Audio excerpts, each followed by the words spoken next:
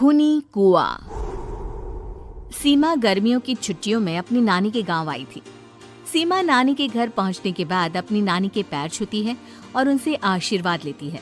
तभी उसकी नानी उससे कहती है, इतनी बड़ी हो गई मेरी सीमा, चल जल्दी से हाथ मुंह धो ले, मैं तेरे लिए खाना लगा देती हूँ। भूख लगी होगी ना?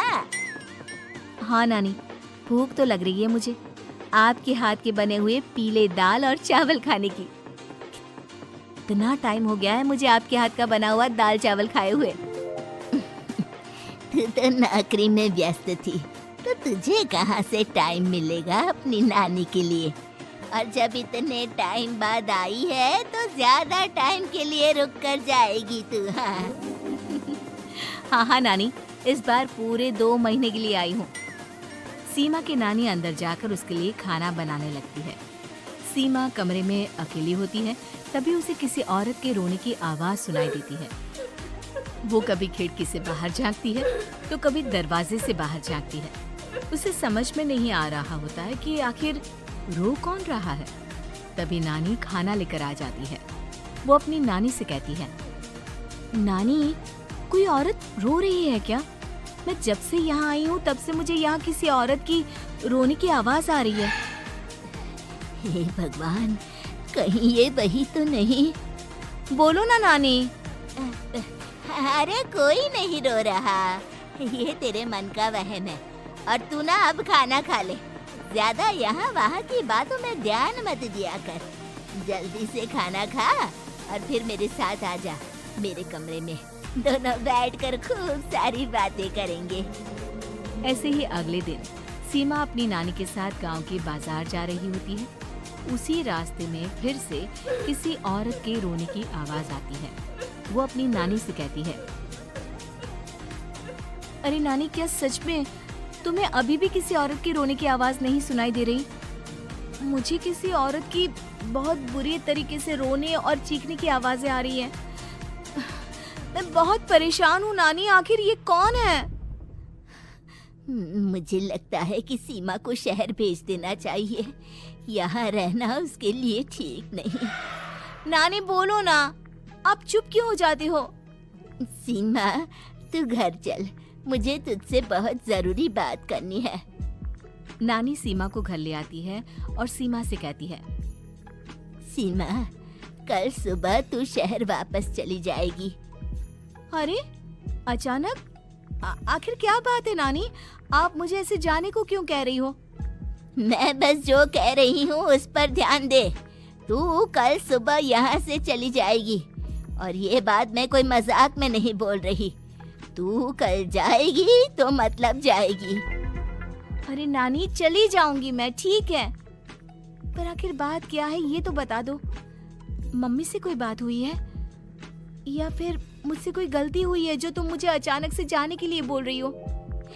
देख सीमा, रात बहुत हो चुकी है और मुझे इस बारे में कोई बात नहीं करनी।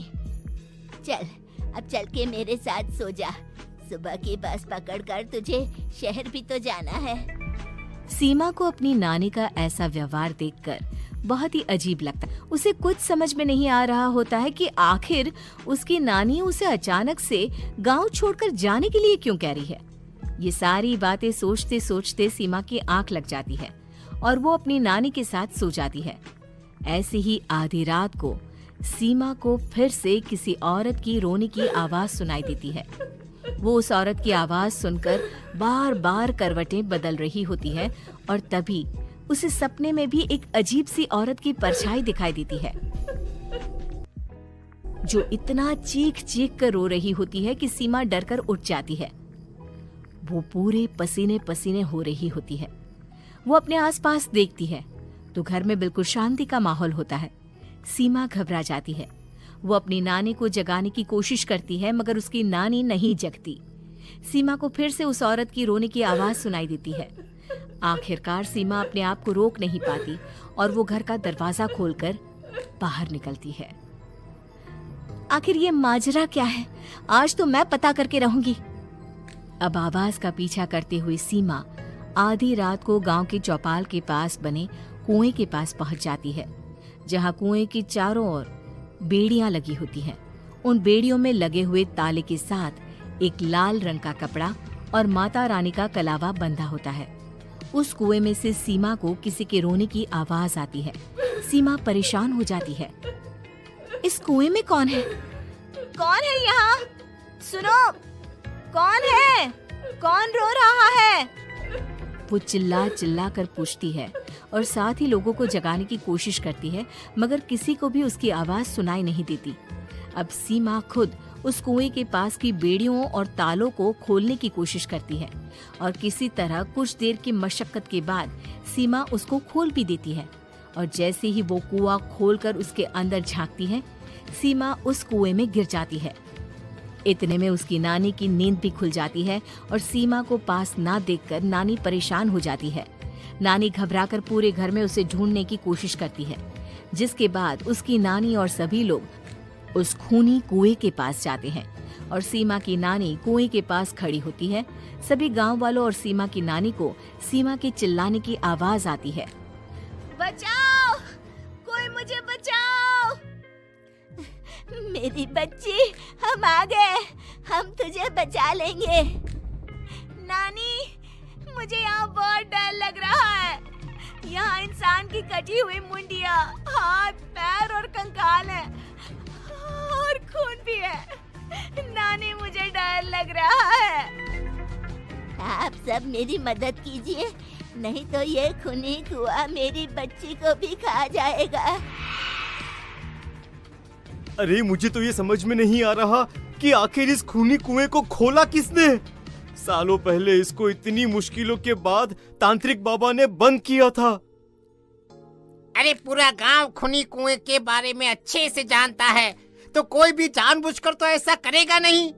मतलब किसी ने अनजाने में इसे खोल दिया है भैया। सीमा को इस बारे में मालूम नहीं था और जब से वो यहाँ आई थी तभी से उसे किसी औरत के रोने की आवाजें भी सुनाई दे रही थी। कहीं सीमा ने ही तो उसे नहीं खोला। अगर ऐसा है तो फिर सीमा का बचना बहुत मुश्किल है। वहीं कुएं के अंदर सीमा रोते हुए बैठी होती है कि उसे आवाज सुनाई देती है जो कुएं के बाहर खड़े गांव वालों में से किसी को सुनाई नहीं देता। आज सालों के बाद मुझे ताजा खून मिलेगा। तेरा खून पीकर आज मैं अपनी प्यास बुझाऊंगा।